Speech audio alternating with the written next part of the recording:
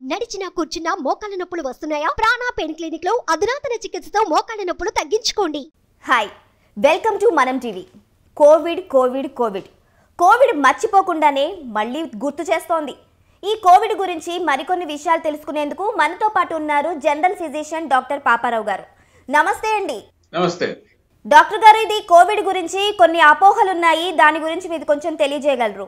Covid మనకి సురపరిచితమేనండి, మనకి కొత్త కాదు. మనం ఫస్ట్ వేవ్ చూసాం, చాలా పానిక్ వచ్చింది. సెకండ్ వేవ్ లో కొంత నేర్చుకున్నాం, అయినప్పటికీ డెత్ రేట్ చాలా ఎక్కువ ఉంది.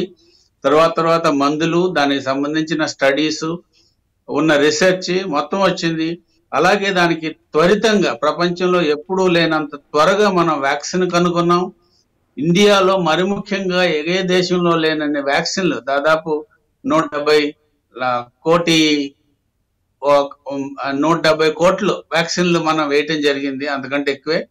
సో మనకి ఆల్రెడీ, నేను ఇదంతా ఎందుకు చెప్తున్నా అంటే, మనకి కొంత అవగాహన ఉంది.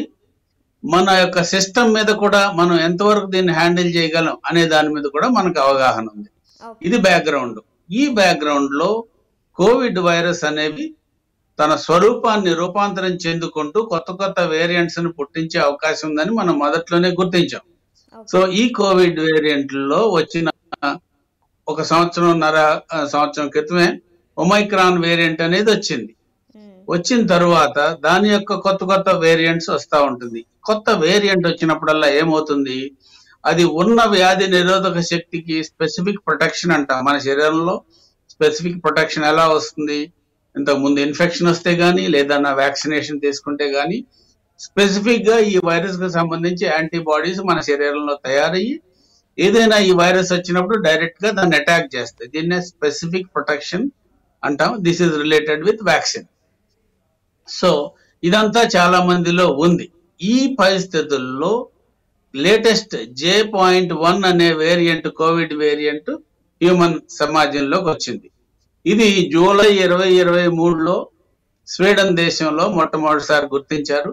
ఒకసారి ఇలాంటి వేరియంట్ ఎక్కువగా స్ప్రెడ్ కలిగే అవకాశం ఉన్న వేరియంట్స్ ఈజీగా ప్రపంచంలో అన్ని దేశాలకు వెళ్ళిపోతాయి. దాంట్లో భాగంగా ఇండియాకు కూడా వచ్చింది. కేరళ రాష్ట్రంలో చాలా ఎక్కువ ఉన్నాయి. సో ఇవన్నీ కూడాను స్ప్రెడ్ అయ్యే అవకాశం ఖచ్చితంగా ఉంది. సో దీని గురించి మన తెలంగాణలో కూడా 4 కేసులు నమోదయ్యాయి. కాబట్టి మొట్టమొదటి అప్రమత్తం అనేది అవసరం. రెండోది, ఈ విషయంలో గవర్నమెంట్ ఆఫ్ ఇండియా కొన్ని గైడ్ లైన్స్ ఇచ్చింది. అలాగే ప్రపంచ ఆరోగ్య సంస్థ ఈ J.1 అనే వైరస్ ని వైరస్ ఆఫ్ ఇంట్రెస్ట్ గా పేర్కొంది. వైరస్ ఆఫ్ ఇంట్రెస్ట్ అంటే ఇది ఏదో ప్రమాదం ఉండే అవకాశం ఉంది, దీన్ని మనం దృష్టిలో పెట్టుకుని అప్రమత్తంగా ఉండాలి అనే సూచన ప్రపంచంలో అన్ని దేశాలకు కూడా ఇచ్చింది. అంటే ఇది స్ప్రెడ్ అవుతుందా లేదా, మన మందులు ఎంతవరకు పనిచేస్తాయి, వ్యాక్సిన్ ఎంతవరకు పనిచేస్తుంది అనేది ప్రస్తుతానికైతే థియరిటికల్లీ, అంటే మన అనుభవం రీత్యా మనం ఊహించుకోవడం. ప్రాక్టికల్ గా వచ్చేసరికి ఇది ఎలా అవుతుందో చూడాలి. ఎందుకంటే దీనికి ముఖ్యమైనది మనం అప్రమత్తంగా ఉంటాం. అప్రమత్తంగా ఉన్నప్పుడు మనం ఎలాంటి దాన్నైనా హ్యాండిల్ చేసే అవకాశం ఉంటుంది. మన సిస్టమ్ గీసుకోవాలి, మన పారామీటర్స్, రిసోర్సెస్, మన పారామెడిక్స్. ఒక కోవిడ్ కేసుల్ని హ్యాండిల్ చేయాలంటే చాలా సిచ్యువేషన్స్ ఉంటాయి. ఐసోలేషన్ ఎట్లా చేయాలి? చలికాలం అవ్వటం వల్ల ఇప్పుడు ప్రజలు పండుగలకి వెళ్తూ ఉంటారు కదండి, ఎలాంటి సూచనలు మీరు ఇవ్వగలుగుతారు? చలికాలానికి వేసవికాలానికి ప్రాబ్లం ఏం లేదండి. అన్ని కాలాల్లో కోవిడ్ ఇంత ముందు కూడా చూసాం, ఏ కాలమైనా ఒకే రకంగా ఉంది. అయితే ఇది ప్రపంచవ్యాప్తంగా ఫెస్టివల్ సీజన్, క్రిస్మస్ అలాగే న్యూ ఇయర్ ఇలాంటి వాటిలో గ్యాదరింగ్ ఉండే అవకాశం ఉంది. కాబట్టి గ్యాదరింగ్స్ వద్దని ప్రస్తుతానికి సూచనలు ఇవ్వడం జరిగింది. ఒకళ్ళకు ఉన్నప్పటికీ ఎక్కువ మంది స్ప్రెడ్ అయ్యే అవకాశం ఉంటుంది. ఈ వైరస్ అనేది ఏ కాలంలో అయినా సరే, అది వేసవి అయినా సరే, చలికాలం అయినా సరే, మనిషి నుంచి మనిషికి తేలిగ్గా స్ప్రెడ్ అయ్యే అవకాశం ఉంది. ఎందుకంటే డ్రాప్లెట్ ఇన్ఫెక్షన్ కాబట్టి గాలి ద్వారా కూడా వచ్చే అవకాశం ఉంది. ఎవరైనా దగ్గినప్పుడు ఆ చుట్టూ 1.5 to 2 meters వరకు స్ప్రెడ్ అయ్యే అవకాశం ఉంది. సో ఈ మొత్తానికి ఎవరెసెంట్ గా వెళ్ళినప్పుడు వాళ్ళ శరీరంలో ప్రవేశించి వ్యాధిని కలుగజేసే అవకాశం ఉంది. ఇదంతా మనం మొదటి నుంచి నేర్చుకున్నాం. అయితే ఈ కొత్త వేరియంట్ ఏంటంటే దీనికి ఇమ్యూన్ ఎస్కేప్ అనే ఫినామినా జరుగుతుంది. అంటే ఆల్రెడీ మన దగ్గర ఉన్న స్పెసిఫిక్ ఇమ్యూనిటీని ఛేదించి అది కొత్తగా ఇన్ఫెక్షన్ కలుగజేసే అవకాశం. అయితే ఇన్ఫెక్షన్స్ ఈయన వ్యాక్సిన్ వేసుకున్నారా, ఇంతకు ముందు వచ్చిందా ఇన్ఫెక్షన్, వీళ్ళకి లంగ్ డిసీజ్ ఉందా, హార్ట్ డిసీజ్ ఉందా అనేది వైరస్ ఏం పట్టించుకోదు. వైరస్ వచ్చి మీద పడిపోతుంది. మీద పడితే అది మనం ఎంత ప్రొటెక్షన్ లో ఉన్నాం అనేది ముఖ్యం. దీనికి ఎవరికి ఎక్కువ ప్రాబ్లం వస్తుందంటే వల్నరబిలిటీ ఎక్కువ ఉన్న వాళ్ళకి. సో వల్నరబిలిటీ ఎక్కువ ఎవరికి ఉంటుంది, వల్నరబుల్ పాపులేషన్ ఉంటుంది. ఎక్కువ ఎవరికి ఉంటుంది, వయోవృద్ధులు అబౌవ్ ద ఏజ్ ఆఫ్ 65 లేదా already lung disease, heart disease, kidney disease ఇలాంటివి కానీ, కిడ్నీ ఫెయిల్యూర్ కానీ ఇలాంటివి ఉన్నవారికి, అలాగే ఆస్తమా ఉన్నవారికి, సిఓపిడి లాంటి జబ్బులు, స్మోకింగ్ ఉన్నవారికి, డయాబెటిస్ ఉన్నవారికి, వీటందరికి కూడా వల్నరబుల్ పాపులేషన్. అలాగే చాలా చిన్న పిల్లలు కూడా వల్నరబుల్ పాపులేషన్, ఎందుకంటే వాళ్ళు వ్యాక్సిన్ లేదు కాబట్టి. వీళ్ళ విషయంలో జాగ్రత్త పడాలి. పెద్దవారు ఎవరైనా ఇలాంటి నేను చెప్పిన లక్షణాలు ఉన్నవారు, ఈ వల్నరబుల్ సెక్షన్స్ ఎవరైనా ఉంటే వ్యాక్సిన్ తీసుకునే వాళ్ళు కూడా వల్నరబుల్ సెక్షనే. అలాంటి వాళ్ళు ఎవరైనా ఉంటే విధిగా ఇప్పుడు వెంటనే వ్యాక్సిన్ తీసుకోవాలి. అలాగే ఇది స్ప్రెడ్ అవ్వకుండా చూసుకోవడానికి మాస్కులు పెట్టుకోవాలి, గ్యాదరింగ్స్ అన్ని అవాయిడ్ చేయాలి, సోషల్ డిస్టెన్స్. అట్లీస్ట్ సిమ్టమ్స్ ఉన్న వాళ్ళు మాత్రం వాళ్ళ యొక్క సామాజిక బాధ్యతగా ఇంకెవరికి ఈ వ్యాధి సోకకుండా ఉండేటట్టు వాళ్ళే మాస్కులు పెట్టుకోవడం, ఐసోలేటెడ్ గా ఉండటం ఇలాంటివి చేసినట్లయితే, ఒకవేళ ఏదన్నా హాస్పిటల్కి వెళ్ళినప్పటికీ అక్కడ ఐసోలేటెడ్ లోనే వీళ్ళని ఉంచుతారు.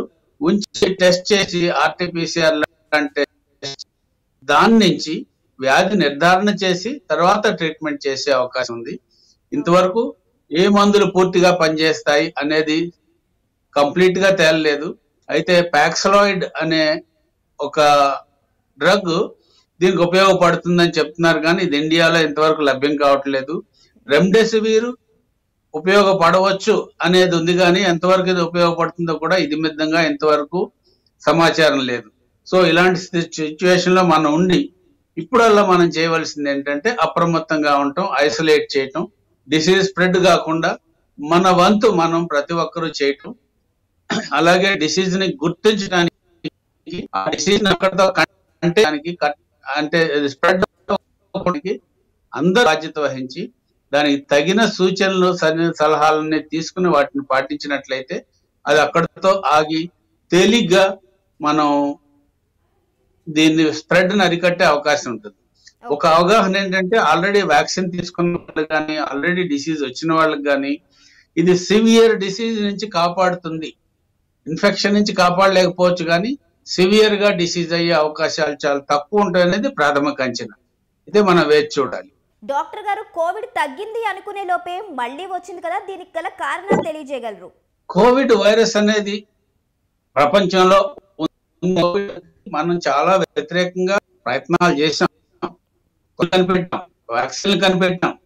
ఇవి కోవిడ్ యొక్క మనుగడకి ఎంత ప్రమాదం అయింది. ఏది మనం కనిపెట్టిన మందులు, మనం కనిపెట్టిన వ్యాక్సిన్. దీనివల్ల కోవిడ్ మనకంటే తెలియగలదు, కొత్త కొత్త రకాలుగా అది రూపాంతరం చెందుతుంది, దాని స్వరూపాన్ని మార్చుకుంటుంది. యాంటీజెనిక్ నేచర్ అంటాం, అది మారిపోతుంది. మారిపోయినప్పుడు కొత్త కొత్త రకాలు వస్తాయి. ఈ రకాలు ఏమవుతుంది, మన వ్యాక్సిన్ కానీ మన మందులకు కానీ తట్టుకునే నిలబడే పరిస్థితులు అవి ఉంటాయి, లేదా అది చాలా మైల్డ్ డిసీజ్ కాజ్ చేస్తుంది.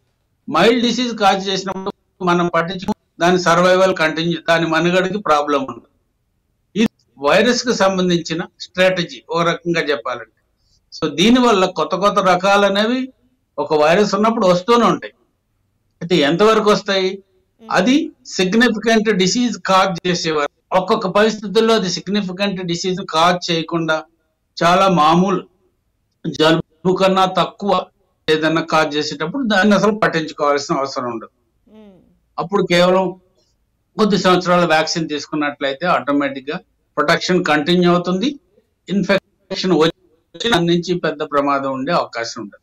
డాక్టర్ గారు ఇప్పుడు ఈ కోవిడ్ రావటం వల్ల దాని సిమ్టమ్స్ ఎక్కువ కాలం ఉండబోతున్నాయా, తక్కువ కాలంలోనే ఉండబోతున్నాయా అనేది కొంచెం క్లారిటీగా చెప్పగలరు? దాని సిమ్టమ్స్ మామూలుగా ILI అంటాం, అంటే ఇన్ఫ్లుయెంజా లైక్ ఇల్నెస్. మామూలుగా జలుబు, దగ్గు, ఒళ్ళు నొప్పి, గొంతు నొప్పి ఇవి ఏ వైరల్ ఫీవర్ కి ఎలా ఉంటుందో కోవిడ్ కూడా అలాగే ఉంటుంది. ఇన్ఫ్లుయెంజా వైరస్ లైక్ ఇల్నెస్ అంటాం. సో ఇలాగ వచ్చినప్పుడు ఎక్కువ తలనొప్పి కానీ, బాడీ పెయిన్స్ కానీ ఎక్కువ ఉన్నప్పుడు, ముఖ్యంగా ట్రావెల్ చేసినప్పుడు, లేదా ఎవరో ట్రావెల్ చేసిన వాళ్ళు మన ఇంటికి వచ్చారు అమెరికా నుంచో లేకపోతే స్వీడన్ నుంచో వేరే చోట, అలాంటి వాళ్ళకి ఏదన్నా సిమ్టమ్స్, కాంటాక్ట్ నుండి సిమ్టమ్స్ వస్తే అలాంటి వాళ్ళ దగ్గర మనం అప్రమత్తంగా ఉండాలి, హై అలర్ట్ గా ఉండాలి. అలర్ట్ తీసుకుని సిమ్టమ్స్ ఏమన్నా వస్తే వెంటనే వైద్య సలహా తీసుకోవాలి, టెస్టులు చేయించుకోవాలి. కోవిడ్ అయినట్లయితే దానికి సంబంధించిన సలహాలు తూచా తప్పకుండా పాటించాలి. డాక్టర్ గారు ఇప్పుడు కోవిడ్ అనేది బాడీలోకి వచ్చినాక ఎన్ని రోజులకి కోవిడ్ అని నిర్ధారించుకోగలుగుతాం మనం? కోవిడ్ శరీరంలో వచ్చిన వెంటనే ఆ సిమ్టమ్స్ కూడా కలుగజేయదు, కనీసం 4 to 7 days పడుతుంది. ఈ పరిస్థితుల్లో కోవిడ్ యాక్టివ్ గా అది రూపాంతరం ఎక్కువ తన సంతతిని పెంచుకుంటూ పోతుంది. తరువాత క్రమక్రమంగా ఇది డిసీజ్ కలుగజేసింది. సో డిసీజ్ కలుగజేయటానికి కనీసం 2 రోజుల ముందు డిసీజ్ తగ్గే వరకు కూడా ఇది వేరే వాళ్ళకి అంటుకునే అవకాశం ఉంటుంది. కాబట్టి సిమ్టమ్స్ ఉన్నవారు అనేది చాలా ముఖ్యం. సిమ్టమ్స్ ఉన్నవాళ్ళు వాళ్ళందరికి వాళ్లే విధిగా వాళ్ళ సోషల్ రెస్పాన్సిబిలిటీతో మిగతా వాళ్ళకి తెలియకుండా వాళ్ళే ఐసోలేటెడ్ గా ఉండి ఇంకెవరకుండా వాళ్ళే జాగ్రత్తలు తీసుకోవాలి. థ్యాంక్ యూ సార్, మాకు మరిన్ని విషయాలు తెలియజేసినందుకు. Thank you sir, thanks very much. Thank you.